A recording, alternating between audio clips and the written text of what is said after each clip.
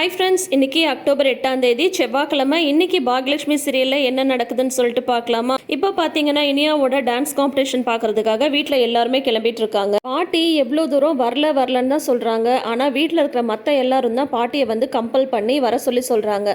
இப்போ செழியன் ஜெனி எல்லாம் வந்து அந்த ஹாலுக்கு வந்து போயாச்சு. எழில் அமிர்தா இவங்க எல்லாருமே வந்து கிளம்பியாச்சு. வீட்டில் வந்து பாக்யாவும் பாட்டியும் வந்து கிளம்பி போகிறாங்க.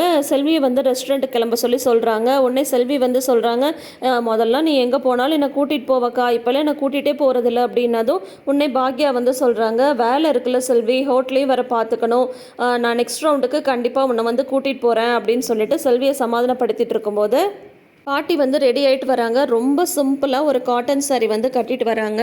என்னம்மா நீங்கள் இன்னும் வந்து புடவை மாற்றலையா அப்படின்னதும் புடவை மாற்றி தான் வந்திருக்கேன் அப்படின்றாங்க பாட்டி. உடனே வந்து என்னம்மா இது வந்து வீட்டில் கட்டுற மாதிரி ரொம்ப சிம்பிளாலாம் இருக்குது, நீங்கள் எப்போயும் இந்த மாதிரிலாம் கட்ட மாட்டீங்களா அப்படின்னதும் உடனே பாக்யா வந்து சொல்கிறாங்க, அத்தை இந்த புடவை வேணாம் அத்தை, வாங்க நான் வேறு புடவை எடுத்துறேன்னா, அதெல்லாம் எதுவும் வேணாம் பாக்யா, இதுவே போதும் சொன்னால் கேளுன்னதும் அதெல்லாம் இல்லை நீங்கள் வாங்க அப்படின்னு சொல்லிட்டு ரூமுக்கு கூட்டிகிட்டு போயிட்டு வம்படியாக வேறு ஒரு புடவை எடுத்து கொடுத்துட்டு பொட்டு வைக்கலையா நீங்கள் என்னதும் சொன்னால் கேளு பாக்யா, இதெல்லாம் வேண்டாம் அப்படின்றாங்க. அத்தை நீங்கள் சும்மா இருங்க அப்படின்னு சொல்லிட்டு மறுபடியும் பாட்டிக்கு வந்து பொட்டு வச்சு விடுறாங்க. அதுக்கப்புறம் பாட்டி வந்து ரெடி ஆகிட்டு வெளியில் வந்து வராங்க. வெளியில் வரும்போது பார்த்திங்கன்னா அமிர்தாவோட அம்மா வந்து வராங்க. வந்து பாட்டியை ஃபஸ்ட்டு பார்த்ததுமே அவங்க என்னங்க அப்படி பார்க்குறாங்க, அப்படியே என்ன இந்த அம்மா அப்படின்ற மாதிரி பார்க்குறாங்க. பாட்டிக்கு அப்பயே என்னடா இவங்க இப்படி பார்க்குறாங்க அப்படின்னு சொல்லி தோணுது. உடனே வந்து இல்லை நான் வந்து அமிர்தாவை பார்க்க வந்தேன், அப்படியே வந்து உங்களையும் பார்த்துட்டு போகலான்னு வந்தேன், எங்கேயோ வெளியில் கிளம்பிட்டீங்க போல இருக்கு அப்படின்னதும் உடனே பாக்யா சொல்கிறாங்க, ஆமாம் இனியாவுக்கு வந்து ஒரு டான்ஸ் காம்படிஷனு, அதை வந்து பார்க்குறதுக்கு தான் நாங்கள் வந்து கிளம்பிட்டுருக்கோம் அப்படின்னதும் சரி சரி அப்படின்னா நீங்கள் கிளம்புங்க அப்படின்னு சொல்லிட்டு சொல்கிறாங்க. இல்லை இல்லை உட்காருங்க, இன்னும் காம்படிஷனுக்கு வந்து டைம் இருக்குது, நான் காஃபி எடுத்துகிட்டு வரேன் அப்படின்னு சொல்லிட்டு பாக்யாவும் செல்வியும் கிச்சனுக்குள்ளார போனதும் உடனே வந்து நீங்களும் போகிறீங்களா அப்படின்னு சொல்லிட்டு கேட்குறாங்க அமிர்தாவோட அம்மா பாட்டிக்கிட்ட. நான் வரலன்னு தான் சொன்னேன், ஆனால் இனியா வந்து ரொம்ப ஆசைப்பட்டா அதனால தான் போகிறேன் அப்படின்னதும் இல்லை நான் சொல்கிறேன்னு தப்பாக நினைக்காதீங்க, பொதுவாக துக்கம் நடந்த வீட்டில் ஒரு வருஷத்துக்கு எந்த விசேஷம் அதெல்லாம் எதுவுமே வந்து பண்ண மாட்டாங்க. இப்போ வந்து காம்படிஷனில் அந்த பொண்ணு கலந்துக்கிறதே தப்பு, அதில் நீங்கள் வேறு அங்கே வந்து பார்க்க போகிறீங்க அப்படின்னு சொல்கிறாங்க. உடனே பாட்டிக்கு ரொம்ப அதிர்ச்சி ஆகிடுது. பெரியவர் தவறி இன்னும் ஒரு வருஷம் கூட ஆகலை, அதுக்குள்ளார நீங்கள் இந்த மாதிரியெல்லாம் கிளம்பி போகிறது நல்லாவா இருக்குது? ஊரில் 4 பேர் 4 விதமாக வந்து பேச மாட்டாங்களா? நம்மளுக்காக நம்ம வந்து இல்லைனாலும் ஊருக்காக சிலதெல்லாம் நம்ம செஞ்சுதானே ஆகணும் அப்படின்னு சொல்லிட்டு சொல்கிறாங்க. இதை கேட்டுட்டு பாக்யா உள்ளேருந்து வெளியில் வந்துடுறாங்க. பாக்யாவும் செல்வியும் கேட்டுட்டு இருக்காங்க. உள்ளே போனதுமே செல்வி சொல்கிறாங்க, அக்கா அம்மாவை வந்து அமிர்தாவோட அம்மா பார்த்ததை பார்த்தியா நீ அப்படின்னு செல்வி வந்து சொல்கிறாங்க. எப்போவுமே ஃபஸ்ட்டு நம்ம செல்வி தான் நோட் பண்ணிடுவாங்க. அப்படியா நான் கவனிக்கல அப்படின்னு சொல்கிறாங்க பாக்யா. இல்லைக்கா அவங்க அம்மாவை பார்த்த விதமே சரியில்லைன்னு செல்வி இங்கே சொல்லிட்டு இருக்கும் போதே அங்கே அமிர்தாவோட அம்மா இந்த மாதிரி சொல்லிட்டு இருக்காங்க.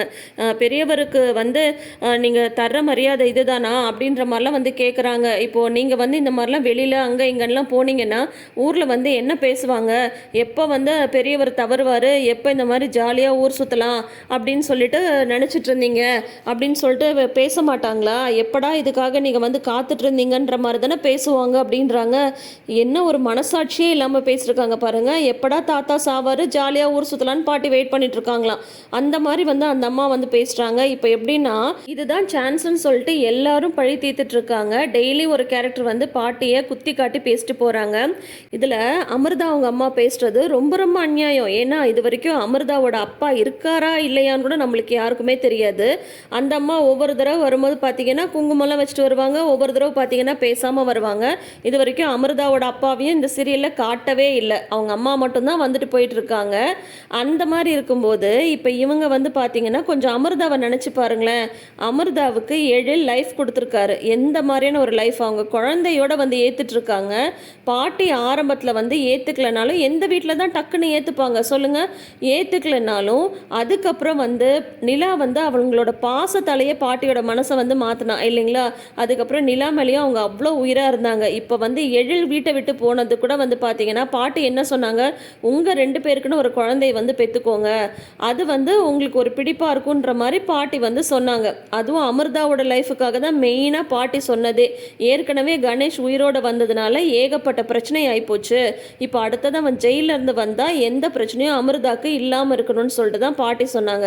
சொன்ன ரீசன் பார்த்தீங்கன்னா கரெக்டாக இருந்தது. ஆமாம், நான் வந்து லைஃப்பில் செட்டில் ஆகிட்டு தான் குழந்தைய பற்றியெல்லாம் யோசிக்க முடியும்னு சொல்லிட்டு எழில் சொன்னார். ரைட், எல்லாமே அது வந்து ஓகே. ஆனால் அமிர்தாவோட அம்மா இப்போ பாட்டியை இந்த மாதிரி பேசுகிறதுல என்ன நியாயம் இருக்குது?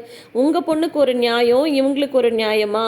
உங்கள் பொண்ணு சின்ன பொண்ணு, அவங்களுக்கு இன்னொரு லைஃப் வேணும்னு சொல்லிட்டு நீங்கள் யோசிச்சிங்க. இந்த வீட்டில் அமிர்தாவை எல்லாரும் அப்படி பார்த்துக்கிறாங்க, நிலாவை வந்து அப்படி பார்த்துக்கிறாங்க. அப்படி இருக்கும்போது பாட்டியை பார்த்து இப்போ அந்த அம்மா பேசினது ரொம்ப ரொம்ப தப்பான ஒரு விஷயம். உங்கள் பொண்ணை பொறுத்த வரைக்கும் எல்லாரும் முன்னோக்கு சிந்தனையோடு நடந்துக்கணும். ஆனால் நீங்கள் வந்து இன்னொருத்தரை குத்தி காட்டி பேசுவீங்களா? இது வந்து ரொம்ப தப்பு இல்லையா? உடனே பாட்டி வந்துட்டு ஒன்றுமே பேசாமல் தலை குனிஞ்சு உள்ளே வந்து போயிடுறாங்க. பாக்யா வந்து வராங்க. என்ன பேசிகிட்டு இருக்கீங்க நீங்கள்? வந்து இப்போது மாமா இறந்துட்டார் தான், இல்லைன்னு சொல்லலை. அதுக்காக எங்கேயுமே அத்தை வரக்கூடாது போகக்கூடாதுன்னு சொல்லிட்டு எல்லாரும் மாற்றி மாற்றி இதையே வந்து சொல்லிட்டுருக்கீங்க. ஏன் அந்த கஷ்டத்துலேருந்து அவங்க வெளியிலவே வரவே கூடாதா அப்படின்னதும், நான் என்ன ஊர் உலகத்தில் இல்லாததா சொன்னேன்? எல்லா வீட்லேயும் நடக்கிறத தானே சொன்னேன். ஆனால் அவங்க மட்டும் எல்லார் மனசும் கஷ்டப்படுற மாதிரி பேசலாம், மற்றவங்க மட்டும் எதுவுமே வந்து சொல்லக்கூடாதா? அவங்க கஷ்டப்படுறாங்கன்னு சொல்லிட்டு அமைதியாக இருக்கணுமா அப்படின்றாங்க அமிர்தாவோட அம்மா. உடனே பாக்யா வந்து சொல்கிறாங்க, இதை பாருங்கள், இது வரைக்கும் அவங்க தப்பாகவே நடந்துட்டுருக்கலாம், இல்லைன்னு நான் வந்து சொல்லவே இல்லை. அதுக்காக அவங்க ஒரு கஷ்டத்தில் இருக்கும்போது இப்படி தான் வந்து பேசணுமா? நீங்கள் பேசுனது கொஞ்சம் கூட சரியில்லை அப்படின்னு சொல்லிட்டு பாக்யா வந்து சொல்கிறாங்க. எல்லாம் என்ன சொல்லணும்? என் பொண்ணை பார்க்க வந்தா என் பொண்ணை மட்டும் பார்த்துட்டு போயிருக்கணும். இங்கே வந்து இவங்களை பார்க்கணும்னு நினச்சேன், பார்த்தீங்களா? அதுதான் நான் பண்ண தப்புன்னு சொல்லிட்டு போகிறாங்க. இங்கே நடந்த விஷயம் அமிர்தாக்கு தெரிஞ்சால் முதல்ல அமிர்தாவே கோபம் தான் படுவாங்க. ஃபஸ்ட்டு அமிர்தாவை இந்த வீட்டுக்கு கல்யாணம் பண்ணி கூட்டிகிட்டு வந்ததும் நீங்கள் தான் உங்கள் பொண்ணு மாதிரி அமிர்தாவை பார்த்துக்கணும்னு சொல்லிட்டு பாட்டி தாத்தா கிட்ட சொல்லிட்டு போன அதே வாயி இப்போ வந்து நீங்கள்லாம் இப்படி பண்ணலாமா அப்படின்னு சொல்லிட்டு குத்தி காட்டி பேசிட்டு போகுது. இதுதான் உலகம். பாட்டியை எப்படியாவது இந்த ஸ்ட்ரெஸ்லேருந்து வெளியில் கொண்டு வரணும்னு பாக்யா வந்து பார்க்குறாங்க. ஆனால் மாற்றி மாற்றி பாட்டியை டெய்லி யாராவது ஒருத்தவங்க வந்து காயப்படுத்திட்டு போயிட்டுருக்காங்க. இப்போ பார்த்தீங்கன்னா வந்து பாட்டி வந்து ரூமில் போய் கதவை சாத்திக்கிறாங்க, ட்ரெஸ் எல்லாம் சேஞ்ச் பண்ணிவிட்டு உட்காந்துட்டு இருக்காங்க. பாக்யாவும் செல்வியும் போய் கதவை தட்டுறாங்க. பாட்டி கதவை திறந்தது, என்னத்தை எதுக்கு இப்போ நீங்கள் புடவையை மாற்றினீங்கன்னதும், போதும் பாக்யா, இதுக்கு மேலே என்னால் யார்ட்டையும் எந்த பேச்சும் வாங்க முடியாது. டெய்லி யார்கிட்டையும் திட்டு வாங்கணும் இந்த வயசுக்கு மேலேன்னு சொல்லிட்டு எனக்கு என்ன தலையெழுத்தா? இந்த எல்லாத்தையும் நான் அனுபவிக்கணும்னு சொல்லிட்டு தான் உங்கள் மாமா வந்து என்னை தனியாக விட்டு போயிட்டாரு. நான்லாம் எங்கேயும் வரல, தயவு செஞ்சு என்னை எங்கேயும் கூப்பிடாது அப்படின்னு சொல்லிடுறாங்க. உடனே வந்து இல்லத்தை யாரோ என்னமோ பேசிட்டு போகிறாங்க, நீங்கள் வாங்கன்றாங்க பாக்யா. ஆனால் வந்து பார்த்தீங்கன்னா பாட்டி வந்து பிடிவாதமாக வரவே வரலன்னு சொல்லிடுறாங்க. உடனே செல்வி வந்து நீ கிளம்பு, காம்படிஷனுக்கு டைம் ஆச்சு, நான் கூட இருந்து நான் அம்மாவை பார்த்துக்கிறேன்னு சொல்லிடுறாங்க. அங்கே வந்து காம்படிஷன் ஹாலில் ஜெனி வந்து வெயிட் பண்ணிகிட்ருக்காங்க. எங்கடா இன்னும் காணோம் அப்படின்னு சொல்லிட்டு.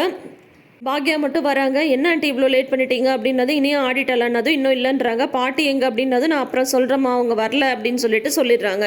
பாட்டி என்ன சொல்லிடுறாங்க, இந்த நடந்த விஷயத்தில் நீ எதுவும் அங்கே சொல்லாத, ஏன் வரலன்னு சொல்லிட்டு கேட்டால் பாட்டிக்கு உடம்பு சரியில்லை நீ சொல்லிடுன்னு சொல்லிட்டு தான் பாட்டி வந்து சொல்லி அனுப்புகிறாங்க. அங்கே போனதும் எல்லாரும் பாட்டி வரலையான்னு கேட்குறாங்க. இல்லை நான் அப்புறமா சொல்கிறேன் அப்படின்னு சொல்லிடுறாங்க. அதுக்கப்புறம் காம்படிஷன் நடந்துட்டுருக்கு. இந்த பக்கம் கோபி வந்து பயங்கர குஷியாக உட்காந்துட்ருக்காரு. இனியா வந்து டான்ஸ் பண்ண போகிறாங்கன்னு சொல்லிட்டு ஒவ்வொருத்தராக வந்து டான்ஸ் பண்ணிகிட்ருக்காங்க. அடுத்தது இனியா வந்து ஆட வராங்க. இனியா வந்து ஸ்டேஜ் ஏறினதுமே கோபி வந்து எந்திரிச்சு கை தட்டுறது என்ன, விசில் அடிக்கிறது என்னன்னு சொல்லிட்டு ஒரே கூத்து கட்டிட்டு இருக்காரு.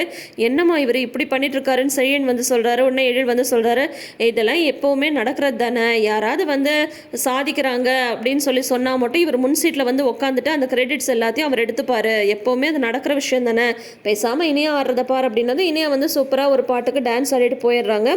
அதுக்கப்புறம் வெளியில நின்று பாக்யாவும் எழிலும் வெயிட் பண்ணிட்டு இருக்காங்க. இன்னும் கொஞ்சம் பேரெல்லாம் ஆட வேண்டியது இருக்கு. இனியா வந்து கண்டிப்பாக செலக்ட் ஆகிடுவாள் அப்படின்னதும், கண்டிப்பாக ஆகிடுவாம்மா, அவள் சூப்பராக ஆடிருக்காள் அப்படின்றாங்க. ஏன்னா பாக்யாவுக்கு வந்து அவ்வளோ டென்ஷனை வேர்த்தெல்லாம் கொட்டுது, பொண்ணு வந்து செலக்ட் ஆகிடுவாளா அப்படின்னு சொல்லிட்டு. அப்போ வந்து ஏமா பாட்டி வரல அப்படின்னு சொல்லிட்டு கேட்குறாங்க. பாட்டியை யாரோட நிம்மதியாக இருக்க வர்றாங்க, யாராவது ஒருத்தவங்க குத்தி காட்டி பேசிட்டு தாத்தா இருந்து ஒரு வருஷத்துக்கு வெளியில் வரக்கூடாது, இப்படி இருக்கக்கூடாது அப்படி இருக்கக்கூடாதுன்னு ஏதாவது வந்து சொல்லிட்டே இருக்காங்க, அப்புறம் எப்படி அவங்க வெளியில் வருவாங்க அப்படின்னு சொல்லிட்டு சொல்கிறாங்க. ஓ அப்படியாம்மா, இருந்தாலும் பாட்டி ஏமா இதை பற்றிலாம் யோசிக்கணுன்றது, வேறு என்ன பண்ணுறது, நானும் எவ்வளவோ தூரம் சொல்லி பார்த்துட்டேன் அப்படின்றாங்க. சரி, அமிர்தாவோட அம்மா வீட்டுக்கு வந்தாங்களா அப்படின்றாங்க. ஆமாம் அப்படின்றாங்க பாக்யா.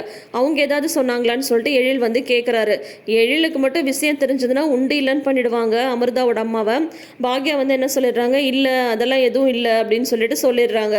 அதுக்கப்புறம் வந்து உள்ள ரிசல்ட் அனௌன்ஸ் பண்ண போகிறாங்கன்னு சொல்லிட்டு 2 பேரும் உள்ளே போகிறாங்க. பாக்யாவும் எழிலுக்கு அட்வைஸ் பண்ணுறாங்க. நேற்று நீ ஃபோன் பண்ணி என்னென்னமோ பேசிட்டு இருந்தா, ஆல் ஓகே தானே அப்படின்ற மாதிரிலாம் வந்து கேட்டுகிட்டே உள்ளே வந்து போகிறாங்க. பார்த்தா அங்கே வந்து ரிசல்ட் அனௌன்ஸ் பண்ணிட்டு இருக்காங்க. ஃபஸ்ட்டு ஒரு பையனோட பேர் அனௌன்ஸ் பண்ணிடுறாங்க. இனியா தான் வந்து டென்ஷனாக இருக்காங்க. ஒன்றும் டென்ஷன் ஆகாது அப்படின்ற மாதிரி கோபி இந்த பக்கம் உட்காந்து தம்ஸ் அப்லாம் காட்டிகிட்டு இருக்காங்க. அடுத்த பேராக இனியாவோட பேரை அனௌன்ஸ் பண்ணிடுறாங்க. உடனே இவங்க எல்லாரும் பயங்கர ஹாப்பி ஆயிடுறாங்க. பாக்யாவுக்கும் செம ஹாப்பி ஆகிடுது. இதோட இன்னைக்கு எபிசோடை வந்து முடிச்சிருக்காங்க. பாட்டியை இந்த மாதிரி எல்லாரும் குத்தி காட்டி பேசுறது வந்து பார்த்தீங்கன்னா அதுக்கு பாக்யா வந்து எதிர்த்து பேசுகிற மாதிரி ஸ்ட்ராங்கான டைலாக் கொடுத்தா எவ்வளோ நல்லாயிருக்கும். அதெல்லாம் விட்டுட்டு ஏன் இப்படி பேசுகிறீங்க, இந்த மாதிரிலாம் பேசாதீங்க, அப்போ அவங்க வந்து அழுதுகிட்டே உட்காந்துட்டு இருக்கணுமானே எல்லார்கிட்டையும், அது வந்து ராதிகா கிட்டே ஆகட்டும், அமிர்தாவோட அம்மா கிட்டே ஆகட்டும், அக்கம் பக்கத்தில் இருக்கிறவங்களாகட்டும், அந்த ஒரே டைலாக்கு தான் பாக்யா வந்து திருப்பி பேசுகிற மாதிரி இருக்குது. கொஞ்சம் இன்னும் நல்லா போல்டாக ஸ்ட்ராங்கான டைலாக்காக பாக்யாவுக்கு வந்து இந்த விஷயத்தில் கொடுத்தா நல்லாயிருக்கும்.